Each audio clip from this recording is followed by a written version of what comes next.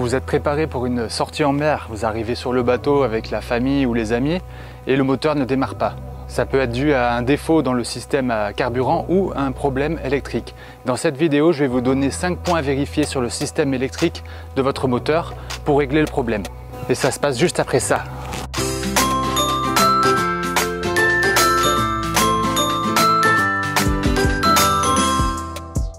Salut les amis marins, j'espère que vous allez bien. Ici Florian du blog nautismepratique.com.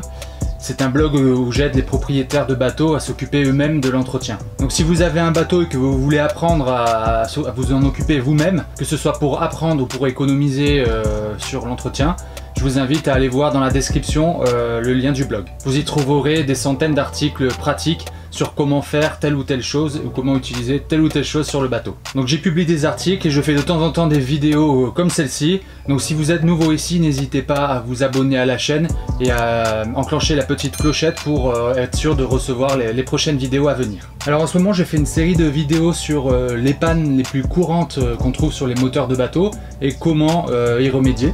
Aujourd'hui, nous allons voir ce qu'on peut faire lorsque le moteur du bateau ne démarre pas tout de suite. Les deux grandes possibilités, ça peut être un problème sur le circuit de carburant ou un problème sur le circuit électrique. Aujourd'hui, dans cette vidéo, on va voir comment contrôler le circuit électrique pour essayer de trouver l'origine de ce non-démarrage. Donc lorsqu'on tourne la clé pour démarrer le moteur ou qu'on presse le bouton de démarrage, rien ne se passe. Qu'il n'y a pas le démarreur, vous n'entendez pas le démarreur s'enclencher. Je vais vous donner ici 5 points à contrôler pour essayer de localiser le problème. Donc dans ce cas-là, la première chose à vérifier, ça peut vous paraître idiot, mais c'est de vérifier que la commande moteur, la commande de l'inverseur est bien au neutre.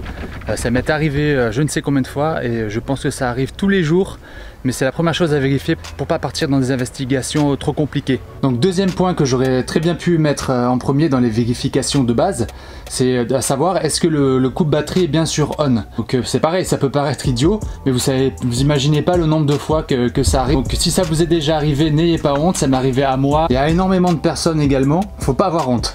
Donc on a vérifié que la commande de l'inverseur est bien au neutre, que les coupe-batteries sont bien allumées, ça démarre toujours pas. Bon, on va aller voir s'il n'y a pas un souci au niveau de la batterie. Donc pour cela, on va aller vérifier directement sur la batterie son niveau de charge avec un multimètre. Si vous n'avez pas d'indicateur sur votre tableau de bord ou à la table à cartes, prenez un multimètre et on va voir directement en branchant sur les bornes le niveau de charge de la batterie qui doit être suffisant pour démarrer le moteur. Donc c'est une batterie de 12 volts, donc il faut qu'il y ait au moins 12 volts, même si sur certains moteurs, si c'est des petits moteurs par exemple, on peut démarrer avec un petit peu moins en voltage.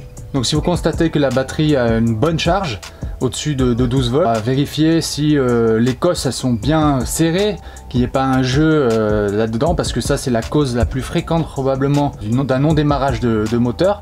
Donc vérifions que les cosses soient bien serrées, qu'elles soient propres, qu'elles ne soient pas rouillées ou avec du sulfate. En tout cas, il faut les nettoyer. C'est quelque chose à faire régulièrement, hein, le nettoyage tous les ans, au moins une fois par an. Faire un bon nettoyage, dégraissage des batteries et des cosses et des bornes. Et un bon graissage ensuite. Donc ça, c'est très important. Donc c'est quelque chose à vérifier régulièrement. Bon, la batterie de démarrage est en bon état, elle est propre, elle est bien chargée, mais ça démarre toujours pas. Donc le quatrième élément du circuit électrique à vérifier, c'est le démarreur. Donc on va déjà vérifier si le démarreur reçoit l'énergie apportée par la batterie. Donc on va prendre le multimètre, on va vérifier aussi la tension qui arrive au démarreur. Et si la tension est bonne, on va vérifier que les cosses de la même manière, ça soit bien serré, qu'elles ne soient pas rouillées, qu'il n'y ait pas quelque chose de louche là-dedans, qu'il n'y ait pas de câble débranché. Donc on va vérifier ça. Et là, ici un câble débranché. Donc on va le remettre en place.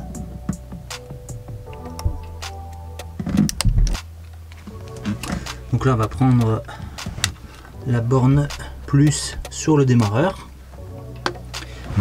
et le négatif voilà, sur le négatif du moteur. Voilà, et vérifier qu'il y a une bonne tension, donc c'est bien le cas ici. Là je viens de voir qu'il y a un câble qui est débranché sur le démarreur, donc c'est probablement ça qui causait la panne. Donc on va démarrer le moteur tout de suite.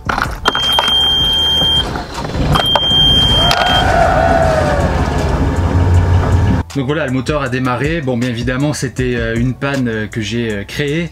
Parce qu'elle m'est déjà arrivée, donc c'est un truc tout simple, mais c'était pour vous montrer que parfois c'est pas grand chose, c'est vraiment quelque chose de basique, donc faut partir dans l'ordre des choses les plus basiques jusqu'au plus compliqué. Donc là, si toutefois le moteur n'avait pas démarré avec ce câble débranché sur le démarreur, il se peut que celui-ci soit grippé. Ça arrive très souvent également. Alors pour ça, il y a une méthode qui est pas très fine, même plutôt assez bourrine. C'est faut lui taper dessus. Donc prenez un petit maillet en plastique ou un marteau avec une cale en bois pour pas taper directement sur le démarreur, et tapoter celui-ci après avoir aspergé de WD-40 pour essayer de dégripper.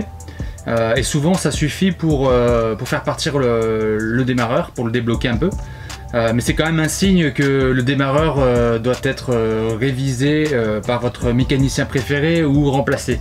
Donc c'est quand même une méthode qui n'est pas très recommandable.